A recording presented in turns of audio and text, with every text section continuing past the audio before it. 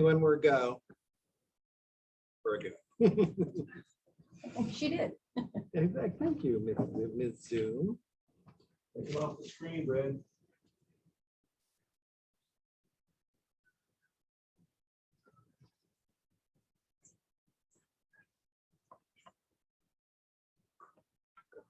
There you go.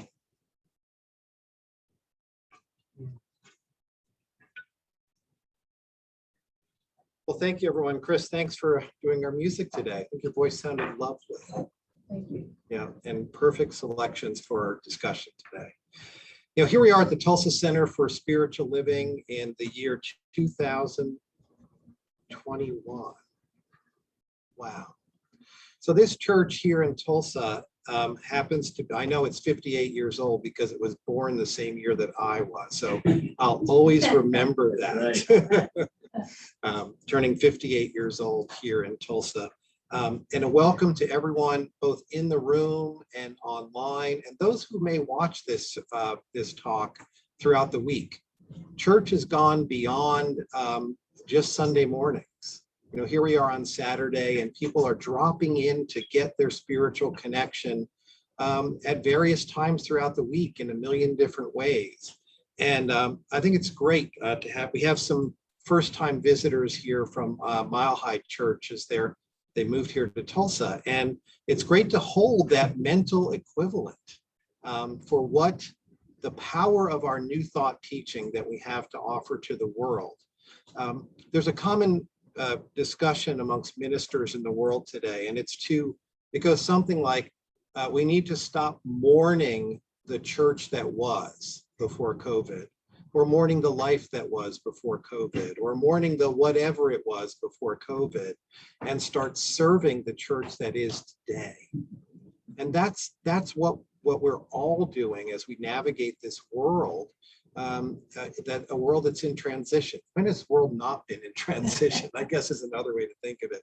This is just one of many co-creations of the group consciousness that we're working through today. You know, while we mourn the loss of people and the impact to lives and the impact to our day-to-day living, we also can cherish in the beauty and the majesty and the power of this teaching, the power of the many paths to God, the many paths to spirit, and the paths to know God, the people who are going through life with a goal of good living and taking care of fellow humans and animals along the way. There's so much good happening in the world today. Chris, I love that example in the song, you know, shine your light in the sun, you know, and about the shade and the shadow. Now, these are all these common things, you know, like that we still have our gift to offer in the world in our own unique way, despite the fact that there's already water in the fountain and we're dropping rain into it, that we have our own unique ability. And through this teaching, have the ability to dig deep. And that's our talk title for this week, to dig deep into knowing what our spiritual truths are. At Centers for Spiritual Living, there are many churches throughout the world that use the global theme for 2021. And part of that, as I shared a few weeks ago, is examining that sense of wonder and interest, not only in our lives, but in the everyday common experiences that we have in life. I shared a few weeks ago that it's a great practice to see the world with a sense of curiosity. And as we're navigating this month, how do we show up when there is discord or disconnect or a sense of other, and still know oneness as the truth of it all? Several people have shared over the last couple of weeks that sense of curiosity helps us through those moments, as opposed to fully engaging in a discord or a disconnect because someone's expressing an opinion different from ours. That a sense of curiosity in conversation and in our own minds help us reveal and find a way through those disconnect or difficult periods of time. We're coming to the end of October, and it's kind of like the final push through this 2021 theme. We're nearing the summit. You know, whatever we have left on this theme, we should bring it. Think about what tools and resources and connections we have in life that are at our disposal. What's deep inside our souls that let us bring us up to the peak experiences of life. And what do we lean on? Who do we lean on? What do we lean on and rely on in ourselves to move to a deeper expression of life? At Centers for Spiritual Living, we see a world in which every person lives in alignment with his or her highest spiritual principle, emphasizing unity with God and connection with each other, a world in which individually and collectively, we are called to a higher state of consciousness in action. And interesting, there's a declaration of principles, in the What We Believe statement. We believe in the incarnation of spirit in all people, and that all people are incarnations of that one spirit. We believe in the incarnation of spirit in all people. We also believe that the ultimate goal of life, as Randy spoke to in his invocation today, the ultimate goal of life is complete emancipation from all discord of every nature, and that goal is sure to be attained by all. A lot of powerful statements in there. The goal of life is complete emancipation, freedoms from all discord of every nature, and that goal is sure to be attained by all. Oh, a life of emancipation from all discord. I think about times this week alone when I had a lot of discord from myself. It wasn't the world around me, although I sometimes made it out to be that, when people said something that I didn't like, or I observed conditions in the world that just felt like other than God.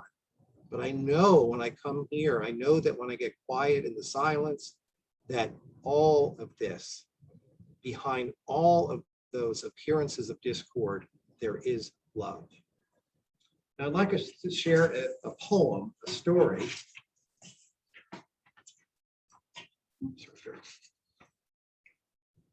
From Rumi, who's a Sufi mystic poet. So take a moment and get centered for just a bit. You don't need to close your eyes unless you feel like it. And let's listen to what Rumi had to say. One night, a man was crying, Allah, Allah.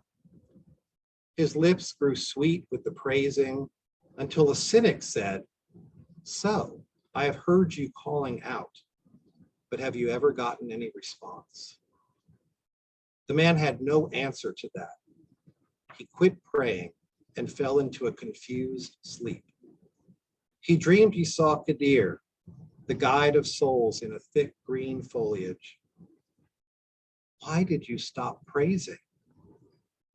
Because I've never heard anything back. This longing you express is the return message. The grief you cry out from draws you toward union. Your pure sadness that wants help is the secret cup. Listen to the moan of a dog for its master. The whining is the connection. There are love dogs no one knows the names of. Give your life to be one of them. Listen to the moan of a dog for its master. That whining is the connection. There are love dogs no one knows the names of. Give your life to be one of them.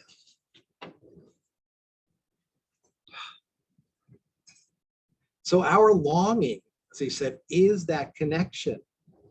I'm sitting there in prayer, asking for an answer, and it doesn't come the way I expect. And so the man moved into sadness and stopped praying. And the answer he got was that moment of not knowing, not feeling the connection is indeed a call to the connection. So back to, again, if we believe that we are all incarnations of that one spirit, and that the ultimate goal of life is emancipation from every discord of every nature, that perhaps the goal is hidden in what appears to be the opposite, in the discord, in the longing, in the looking. It is both inside and outside. Just take a breath with me. These moments when we feel separate or even triggered are moments that are healing us to call that discord, not by ignoring it, not by simply replacing it with a happy thought, although that is really important and really helpful. This is our call or our opportunity to dig deep into our core beliefs, our life experiences, on how we've been formed or influenced by our upbringing, and be lifted into a deeper state of consciousness, awareness. Now, a lot of people here probably have dogs or animals at home. And I noticed recently that our dog, Toby, he's become much more vocal. He's around 2 years old, and so I'll hear that little whine in his voice. And it could be because the tennis ball is under the sofa. Like all of his life in that moment is he's calling out for that attention, right? He may be in the other room, I'm in the other room, and he may be making that whining noise at the door because he wants to go out and chase a bunny. And he's calling my attention. When we look around the world today, throughout the world, there are calls for our attention everywhere. And when that attention triggers us to say, I don't like that, that's awful, that's a call for us to look in, what is it that's resonating there, and what is there to be healed and revealed in that. There's so much going on in the world today, like that it's not really always clear what the answer is in the moment, right? There are things that are happening in the world where, okay, it's really clear, something horrible happens to a person, I'm going to think it's wrong. But there's so many more subtle things, so many subtle things on takes, in our world of politics today. When we think about the Black Lives Matter movement and experience that really ignited last summer, in our teaching and tradition, we can be called to know oneness and peace and not engage in that. There are discussions at the leadership of this organization that said, Ernest Holmes said we should take a stand for something, but never against something.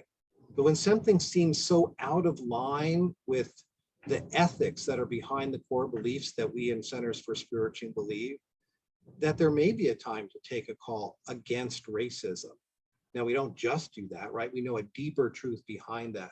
We're calling for a greater expression of oneness and justice and equity and love. We can know that and pray for that, but still say that something is wrong here, that we want this to be relieved from the world.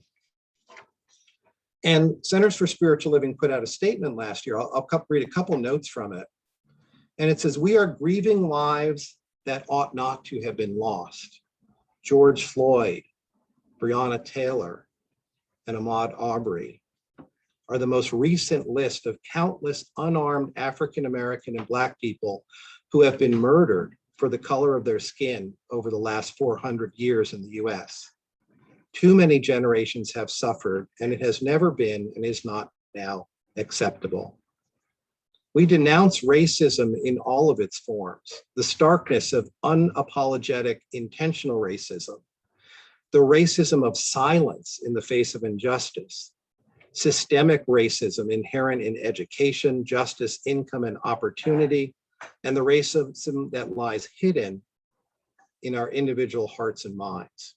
And this is where Centers for Spiritual Living twists a little bit, right? They say, we envision a world, we've heard this today, where personal responsibility joins with social conscience in every area of the political, corporate, economic, and social sectors. We value the community-wide climate of safety. Therefore, we join our founder, Ernest Holmes, who is echoing the words of Dr. Martin Luther King Jr., saying, you and I should form a habit of taking definite time each day to contemplate and affirm peace with justice, for there is no peace possible without justice. But faith without works is dead. We should not only pray, we should act, each contributing the best we have to the common purpose, each willing to make any sacrifice necessary, for there can be no individual self-preservation without the preservation of all. So our organization at Centers for Spiritual Living last year was called to take a stand, speaking it from a place of principle that sometimes like to call it new thought or religious science fundamentalism. And there's a place for that. Say, my job is to know the truth here. My job is to sit and quietly contemplate and to hold that in my heart, to know oneness and love that it's expressing in the world. And others are going to move forward to take that stand to say, I can bring my consciousness to the world and take it as I'm called. When I pray and I'm encouraged to move my feet in the direction of whatever it may be. It could be taking a class here at the center. It could be moving out to take a class to uncover unconscious bias that we all hold from that many of us hold from our upbringing and our life experience, and from engaging with people who are different from us, both different of race, culture, socioeconomic upbringing, to try and come to life with a place of curiosity. Again, to see that with every connection we make, when we have a trigger within us, if we're able to move to a place of healing by a deeper connection with others, that we become part of that revelation of a world that works for everyone. We are all perfect, whole spiritual beings and expressions of the divine. This is our true nature, and it's true for ourselves. It's true for all people. When we are tune ourselves to that spiritual magnificence, we are free to effectively serve ourselves in the world. We use spiritual tools at Centers for Spiritual Living to deepen the approach that we bring to our life, whether it's political, social, or spiritual consciousness. We can join our sisters and brothers in actions that make our lives free from discord. Through expanding our interconnectedness, we envision and enact a world that lasts throughout the realms of eternity. And we also have some questions to consider as we go through this that are helpful. How do we help ourselves and others become the spiritual beings that we all know ourselves to truly be? Well, we can put spirituality first. This is accomplished through the disciplined practice of affirmative prayer, meditation, and commitment to our personal growth and deepening in consciousness. For some, it's the reading of the Science of Mind magazine every morning in a quiet contemplation. For others, it's journaling to let out whatever needs to come out and let spirit talk through our hands as we're writing and revealing what's up for us.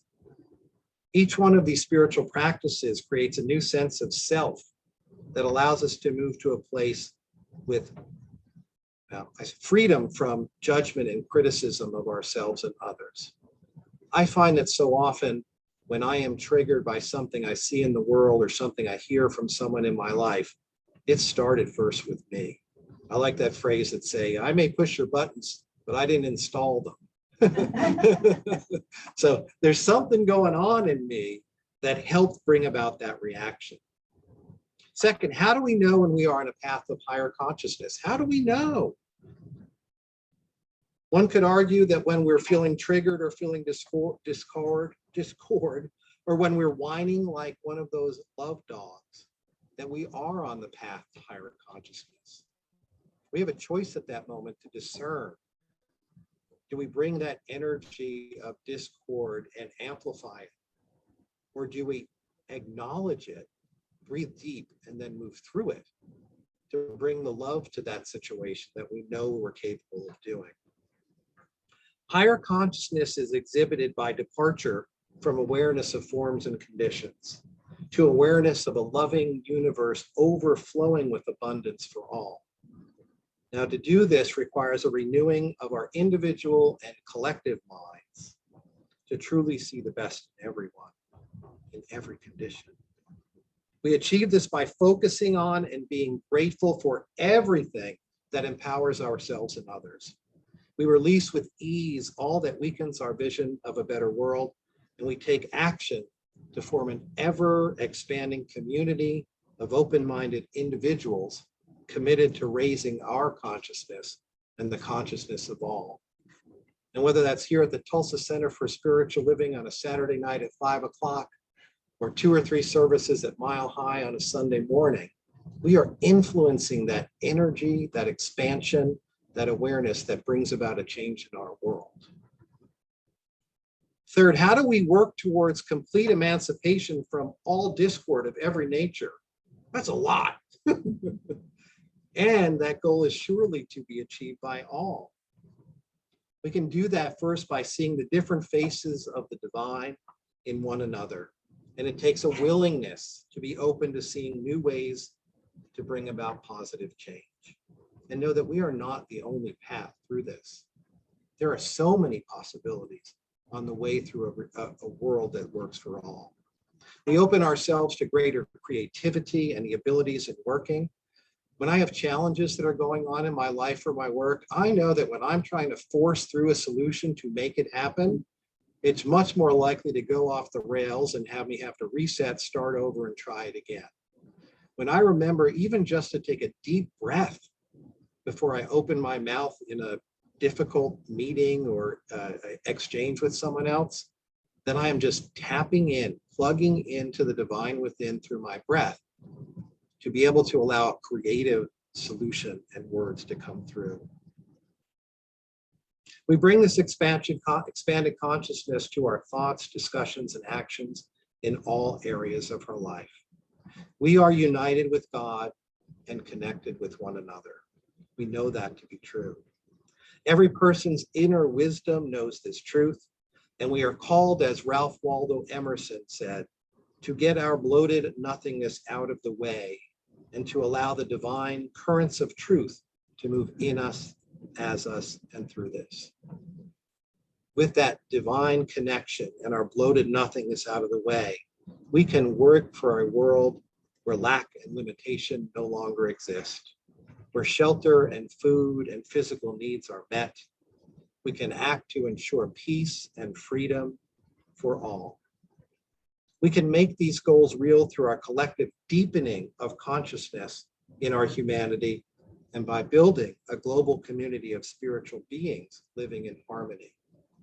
So in those moments of discord, we have the opportunity to dig deep, to open and reveal any pains or hurts that need to come through, to allow our reactions to be what they are, and then to ground in the absolute source of truth, to know that there is a world unfolding for us, and we are a part of that change. Thank you so much. Namaste.